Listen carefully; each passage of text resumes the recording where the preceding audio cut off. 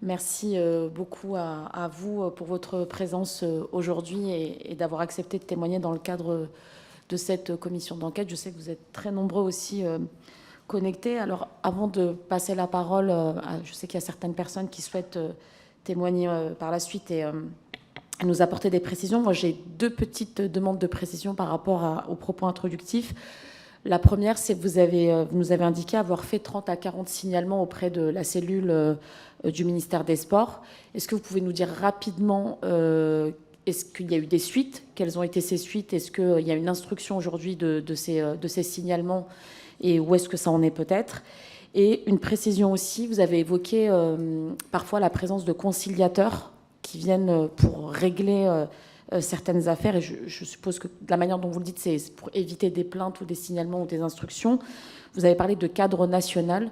Pouvez-vous préciser de quel cadre il s'agit? Est-ce que ce sont des cadres du ministère des Sports? Est-ce que ce sont des cadres au sein des fédérations? Voilà, juste ces petites précisions avant de passer à la suite. Merci beaucoup. Oui, je vais prendre la dernière question en premier, si vous voulez bien. Donc oui, dans les signalements et aussi parfois les comptes rendus d'audition que nous avons pu consulter, il y a la présence de cadres techniques nationaux. Donc ce sont des gens qui font partie de la direction technique nationale à différentes époques. Et pour être précis, il me semble que c'est la gouvernance précédente, c'est-à-dire c'est la fédération d'avant 2020, puisqu'il y a eu des élections qui ont changé la gouvernance en novembre 2020. Donc là, ce dont je parle, c'est avant 2020. Et donc, oui, il y a des noms de gens qui apparaissent, qui font partie de la direction technique nationale, qui sont envoyés dans différentes régions de France. Donc leur nom apparaît plusieurs fois. Et à l'évidence, ils sont envoyés pour, éteindre l'incendie, si vous voyez ce que je veux dire. Donc ils jouent un rôle de conciliateur, ça c'est très clair. Mais alors après, je vous invite à lire les témoignages des gens qui ont signalé, ce qu'ils racontent en détail et ce qui se passe après. Parce que là, si vous voulez, moi, ce qui me surprend, il y a deux choses qui me surprennent. À ce stade-là, c'est ce que j'ai envie de dire. Le fait que certaines personnes soient envoyées de manière récurrente. Et la deuxième chose, c'est qu'il y a au moins un ou deux cas où les personnes qui sont envoyées, elles sont signalées dans d'autres dossiers parce qu'elles ont des casseroles. Et donc ça m'interroge. Donc je reviens à la première partie de la question. Oui, on a envoyé beaucoup de signalements et je sais que ça a déclenché des enquêtes administratives dans un premier temps. Et donc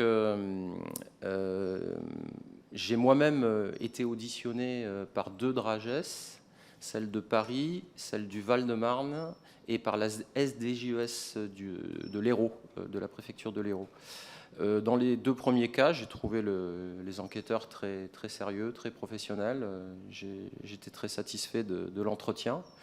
Dans le troisième cas, j'étais choqué du rapport. C'est-à-dire à la lecture du rapport, je me suis dit mais c'est pas possible, on ne peut pas faire un rapport avec des contresens à chaque paragraphe et en plus des choses qui vraiment changent complètement ce que j'ai dit. Enfin, ça m'a choqué. Et puis derrière, Karine Repérant, qui a été aussi auditionnée, a fait le même constat en fait. Alors bon, c'est pas pour faire un procès d'intention à qui que ce soit, si vous voulez, mais ça interroge. Bon, après, peut-être pour un bémol, c'est que effectivement, la cellule Signal Sport a reçu en l'espace de 2 ans une quantité, un vrai tsunami de signalements. Et évidemment, personne n'était prêt à gérer ça. Donc, qu'est-ce qu'ils ont fait? Ils ont dispatché ça sur les SDJES, c'est-à-dire le niveau départemental et parfois les DRAGES. Mais il faut bien comprendre que les cadres administratifs du sport qui travaillent dans ces endroits-là, déjà, ils ont déjà un travail. Et en plus de ça, ils ne sont pas du tout formés pour faire ça. Donc moi, je suis allé les voir. Je suis allé les voir. J'avais pris rendez-vous avec l'inspectrice qui m'a posé un lapin. Et je suis tombé sur une personne, mais enfin, je sais pas, c'était une calamité, quoi. Donc là, malheureusement, je pense que ça entrave véritablement l'efficacité des enquêtes.